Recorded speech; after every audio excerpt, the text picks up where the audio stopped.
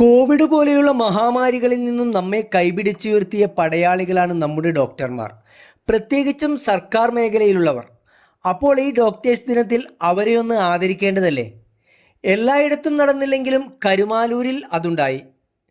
കരുമാലൂർ ആശുപത്രിയിലെ medical officer doctor Sandhyadevi, doctor Shyam, doctor Jini Joseph എന്നിവരെ കരുമാലൂർ പഞ്ചായത്ത് പ്രസിഡന്റും സംഘവുമെത്തി ആദരിച്ചു.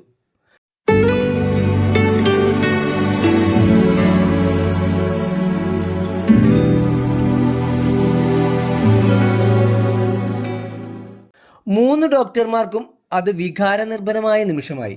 പൊന്നാടയൊക്കെ ഞങ്ങൾക്ക് ആദ്യമായിട്ട് ലഭിക്കുന്ന പൊന്നാടയാണ്. അതിലും വളരെ സന്തോഷമുണ്ട്. പിന്നെ മെഡിക്കൽ ഓഫീസർ കേക്ക് മുറിച്ച് എല്ലാവരുമായി മധുരം പങ്കുവച്ചു.